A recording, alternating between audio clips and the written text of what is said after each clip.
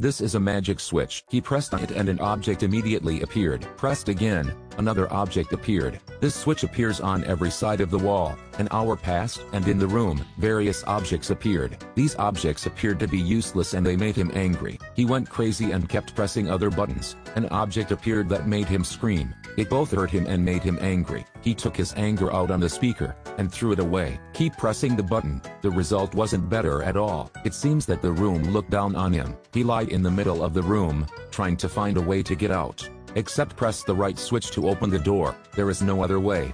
If he had to live here, he'd be bored to death.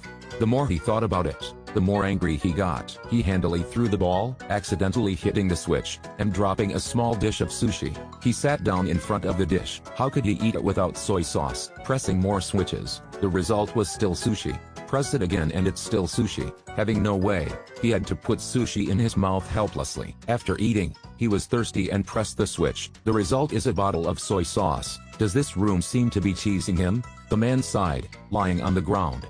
Too free to do anything, I hit the switch again. This time, it dropped a 3D glasses again. After putting it on, he looked around and noticed a figure pointing at the switch button. He was happy to think that this is the door switch, but as a result the room suddenly turned off all the lights. There is also a countdown number on the back. With fewer and fewer numbers, the switch also gradually disappears. After that, an unidentified object gradually fell. It farted so hard on him that he fell to the floor. He has been here for 3 days. When he had free time, he read comics. After reading episode 5, he wanted to continue reading episode 6, but the result was 7. Next up is episode 8. Next up is episode 9. Not giving up, he continued to press another button. This time is just what he needs. But as he approached, the switch turning on the door gradually closed. He has no choice but to turn around and press again. Hurry up, but still can't make it. He angrily turned around. The third time he was about to run. But the problem is a little time.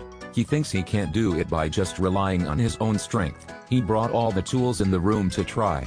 But the door doesn't seem to let him in. Even the vase was not heavy enough. He thought that filling the bottle with water can help to keep it. But ironically, the water pointed at his head. He thought all the ways to bring water into the jar, successfully conducting water. However, the amount of water is only enough to water the plants. So he thought of filling the vase with sushi dishes, left the vase on the side of the switch, and frantically pressed the button. Very quickly, the tank was full. Because it was so full, he couldn't lift it. The mouth of the vase is too small, but fortunately there are chopsticks in the room. It took a while for him to lift the vase, but then he couldn't remember where the door switch was. He tried pressing other buttons. Suddenly, the unfortunate Aboriginal man hit the vase with a kick. He was so angry that he was mad. Out of nowhere, he kept pressing the button and hoped the next thing would help him. This time, it looked like luck was on his side. The rope appeared and helped him swing to the door. But the door needs a key.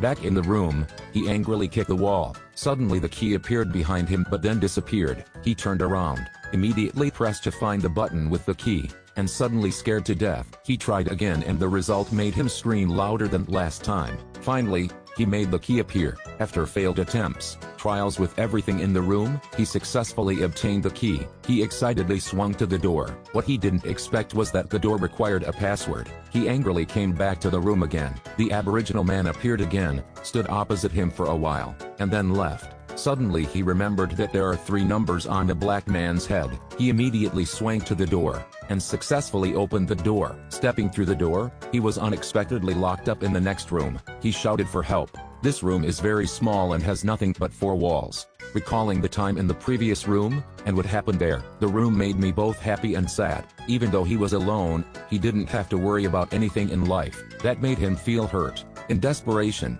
he arbitrarily pulled out. The result is a long road. This time, he really found a way to get out of this place.